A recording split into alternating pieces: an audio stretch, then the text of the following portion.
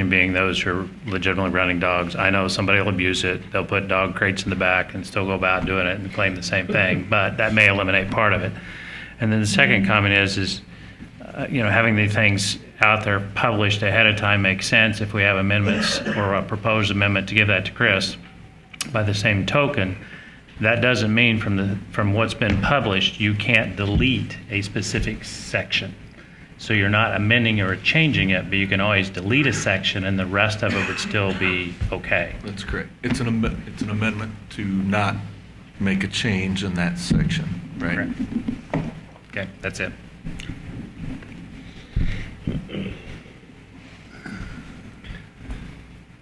Okay. It is going to work, Mr. Chairman, it is going to work a whole lot better in this process if we can get the communication out to the public ahead of time rather than to wait till June to make amendments to this and to vote on it. And we ought to be able to do that. We ought to be able to come up with a recommendation and then a couple of alternatives, make sure that the public has it in their hands before we start making the changes the night of the vote. I know what happened last time on the thing up in Great Bend, and I recall clearly. yeah. So I'm trying to eliminate lost. that. I'm trying to eliminate that. So Can Robin and Chris, can you get a couple of alternatives and have them to us in advance, even though we can't discuss them among ourselves? I'm certain that Keith's folks can put together some alternatives and they'll be in the briefing book. And we'll get them online as soon as possible. Today's the official 60-day comment period. Today's the day those things had to go in the register, so we can take public comments on it. But if there are alternatives that have developed out of today or other places, we can certainly put those together and come up with something and get it to the commissioner and get it out for the public comment as soon as possible.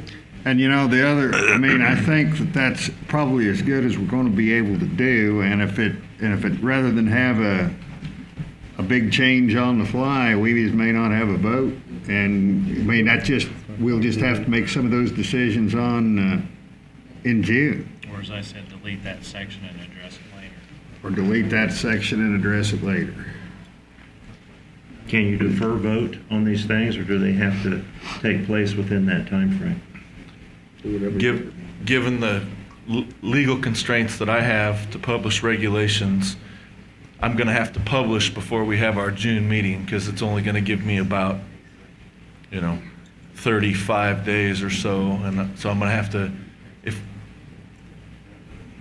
I can go ahead and publish, but I'm going to be publishing the same reg in August. I don't know what's gained by that. And I'd have to publish it in mid-May roughly. I'm just guessing, which again, we're going to leave here and there'll be no direction. I think probably the best alternative would be for the department to come up with some alternatives or possible choices with the recommendation, and then bring those back as a briefing book item. And I think that's fine. And frankly, if we don't like the suggestions, we don't have to pass them. Yep. Right. And rather than if none of us really like them, I mean, it's not like we've got to make a deadline with this thing. We've had people complaining that something needs to be done for several years, and we only now recently addressed it. So I think that's what I'd prefer to do. And if we don't think it's right, and there's 7 of us in June, we'll vote accordingly. I don't know what else we can do. I'm done now. Would you like to hear the 400? Sure. Would be now. I think I have a general idea. I get home from work and my wife gives me a list that coyote hunters called. Here's today's coyote hunters. I get the general drift. What can we do now? I mean, Remain calm. remain- Just let us see what we can do. I mean, I'm not saying that you're going to like the end result anyway, but We did hear you. Mr. Chairman, one thing that you guys can do, which is what every other constituent in the state of Kansas does with hunting and fishing and outdoors, is you get organized. You get an organization and you talk to your buddies and you communicate, because this is a democratic process. So that's what you do. It's as simple as that. You get more people talking to more of these people up here, and Kevin and the department sharing the ideas. So. I don't know. I don't think, frankly, I think just good, honest comments and thoughts. And if you have other thoughts, you know how to get a hold of us. And if you have another thought that hasn't been brought up today, let us know. Call staff, call people. If you've got an idea, just bring it up. I don't want to say there's any one way that's better than anything else. I move we move on. I think that's a good idea. Thank you, everybody, though. This poor little prairie chicken need our attention. Pittman? Oh, okay. Keith's there. Okay. Thank you, Mr. Chairman. I'm going to make this real quick. I just got some dates that I want to kind of bring to your attention relative to this whole issue of the listing of the lesser prairie chicken. I think I indicated to you the last meeting that the Fish and Wildlife Service was entertaining the idea of reopening the comment period for the listing. Our indications were that they were going to reopen that process this week. We were informed today that it's probably 2 weeks away from actually reopening, so that kind of extends things out relative to a comment period on the listing itself. The Rangewide Plan that we've been working on is going forward. One date that I want to bring to your attention is April 30th, next week. We're working with Extension, have worked with Extension, and have set up now a webinar to go out across, particularly targeting the southwest part of the state, but it's certainly open to anybody in the world who wants to sign on to this webinar. But the point is that this is a new technique for us in essentially taking information to the public. The Extension offices, a number of those in southwest Kansas, are opening up to be available for the public to come into those locations and participate in the webinar, but it doesn't preclude somebody from just simply signing on at their local computer, at their personal computer, and seeing and participating in the webinar at that level. So this is going to be new for us. That's April 30th, starting at 7 o'clock, and we did put some information in your packets indicating that essentially that's our news release. We've also used email and postcards to get out to constituents. This one is going to be sort of aimed at private landowners and the impact of the listing and what landowners can expect and what's included in the plan relative to landowners and lesser prairie chicken. And the leaders on that are going to be Jim Pittman, of course. You don't talk about lesser prairie chickens without mentioning Jim Pittman. So, and then we also have Rod Winkler from FSA and John Unger from NRCS are going to participate in that webinar. So it should be a really good opportunity to communicate to our landowners. On May 15th, we're going to close a comment period on the plan itself. We're taking comments now. A third version is out there. I talked to you the last time about that. And we're going to have to close our comment period for the plan itself so that we can begin to take those comments and integrate them into the plan so that we're in a position to submit a final plan to the Fish and Wildlife Service when this comment period ends at the end of their reopening of the comment period. And another date next week. We are going to be briefing USDA on this plan in Washington.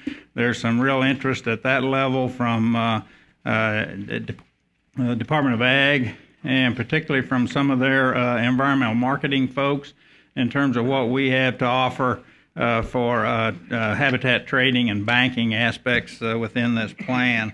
And so we're taking that opportunity to go there and brief that group. We're continuing to reach out for support. As you all know, and I hope folks by now know, that our plan is to affect the listing itself. We want to see a not warranted listing decision, and that's the way we're moving forward, and that's the way we've been projecting this plan all along. And the materials that are in that plan, we hope, will provide the service with the kind of assurances and certainties and baseline that they can actually arrive at that decision. The closure on that is still end of September 2013. So unless they extend the listing period at the end of September this year, we'll know what their decision is. So unless there are questions, that's kind of the status of the Lesser Prairie Chicken effort at this point in time, and we invite you to sign into the webinar and see what's going on see how Jim, I don't think we can actually see Jim, but anyway, join us on the 30th because there will be a pretty good presentation on what's in that plan and how it, particularly how it impacts private landowners in the state. So, thank you. Okay. Jim?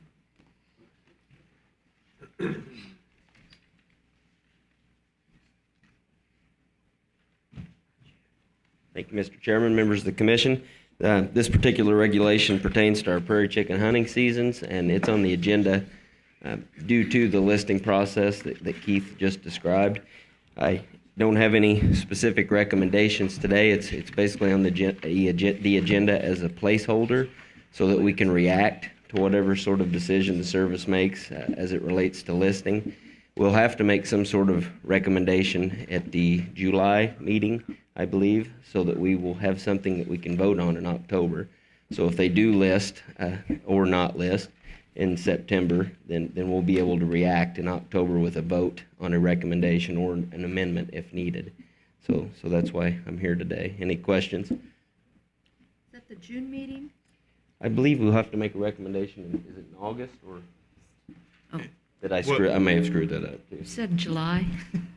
What we're actually going to have is, again, it'll be kind of a version of a regulation for an October vote going into September, not knowing whether the service is going to list or not and whether we have to close down seasons or not, which might require amendments at the October meeting.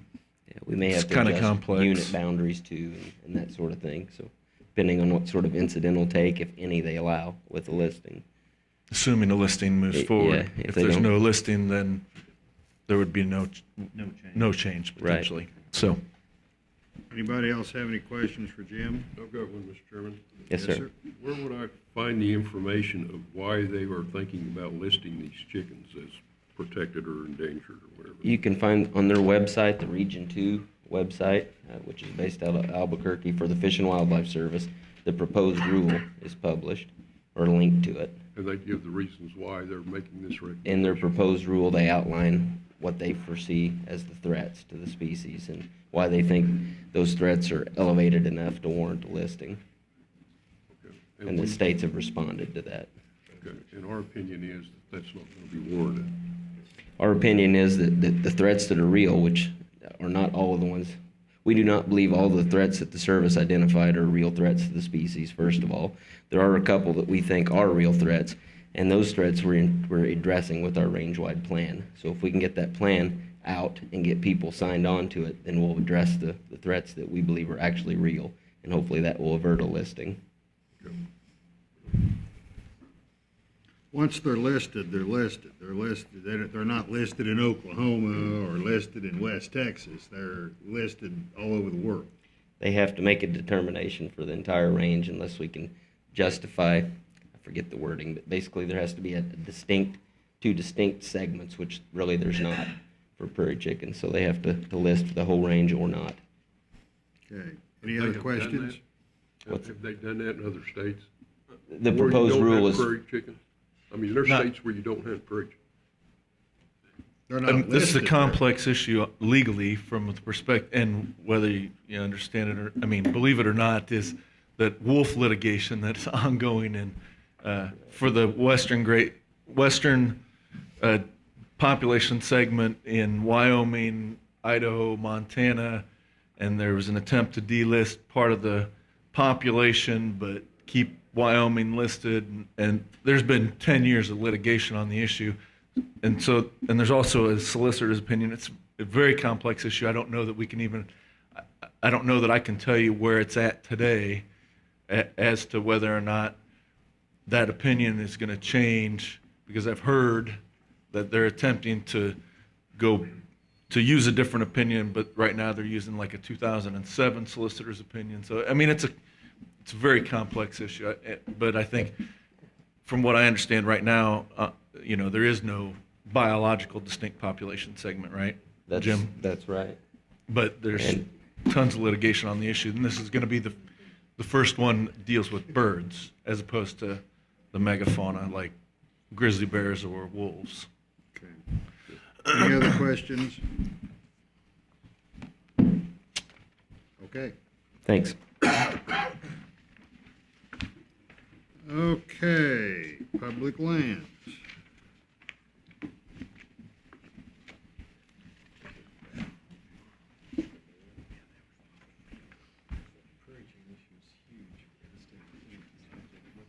Mr. Chairman, members of the commission, you have before you today for further review and discussion 3 regulations which deal with activities on public lands, 115-8-1, 115-8-2, and 115-8-23.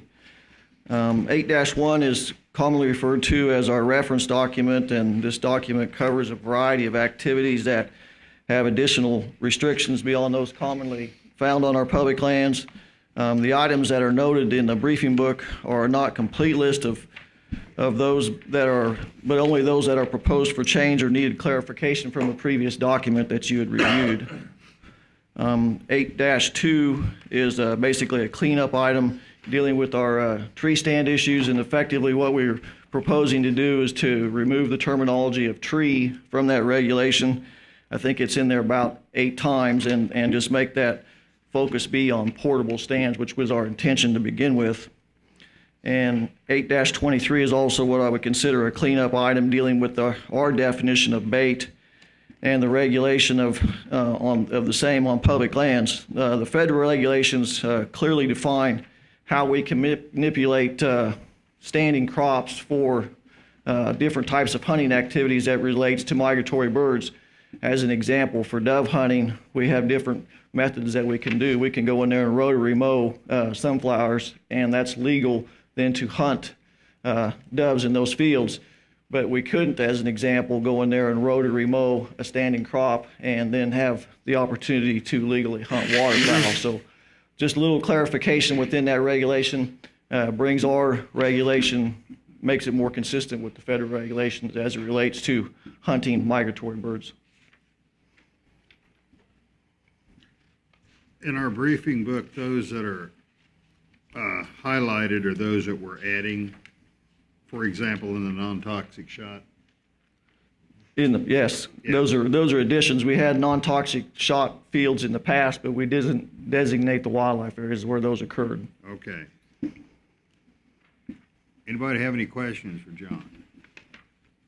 Shooting hours end 1 p.m. Remove Region 5 Neosho South Unit for waterfowl remove. So we're removing the time limits on the Neosho South Unit? Correct. That south unit, we had what we called a refuge in time down there for many years, and that's being removed from this reference document. So it'll be open, legal shooting hours. Okay. Okay.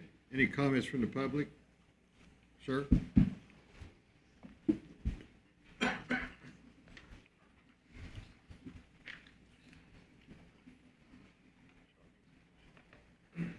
Good afternoon, Commissioners, and Mr. Chairman. Thank you for letting me speak today. My name is Ken Lockwood. I'm from Cheney, Kansas, and I'm a licensed rehabilitator for birds of prey, including bald and golden eagles. I'm located in Cheney, Kansas. I would like to ask the Commission to seriously consider the removal of lead shot in these areas. In the past 4 or 5 years, I've taken in, 3 or 4 or 5 bald eagles every year. And it usually starts right after deer season or right after dove season, right after quail and pheasant season. And what happens is it's not so much from being shot, But what happens is, unless you're and I want to go on record too, I'm pro hunting. I grew up in western Pennsylvania. We used to hunt bears off our back porch. And so I'm big on hunting. Hunting is very important to the state of Kansas, both economically, keeping diseases down, all kinds of things. So I want to go on record that I am pro hunting. But I also believe that a good hunter is a good conservationist. And, he wants to leave things for his children, his grandchildren, the way they are for him. In the last several years that I've taken in bald eagles that have suffered from lead poisoning, like I said, it's not from being shot, but it's from eating a duck, a quail, a dove, or deer guts that aren't being buried. What happens is that they, bald eagles they're creatures, they're scavengers, and so when they see an animal that is dead that has been shot, that may not have been retrieved by the hunter, it's gotten away. That's like going to the grocery store for them, and they're going to take that opportunity. It takes one pellet from a shotgun for a bald eagle to ingest, and it's a very slow, torturous death, anywhere from 10 to 12 days for that eagle to die. And I'm currently treating one right now that was shot down near Latham, Kansas, and I had 2 eagles this year that suffered from lead poison that ended up dying. So I would just like to take this opportunity to ask the commission to consider the removal of lead shot. I realize that copper and steel and they're higher in price, and they may not have the same velocity and the other things that lead shot has, but I think it's a small sacrifice to make in order to keep something that is to me and to a lot of people very precious to our country, and that's our national symbol, the bald eagle. So with that, if you would take that in consideration to remove this lead shot, I think everybody would appreciate it. Thank you for your time. Thank you. Any other questions from John? Any other comments from anybody? What a good job. Thank you. Well, I think that concludes the afternoon session. We will reconvene at 7 o'clock. Thank you, everyone, for coming.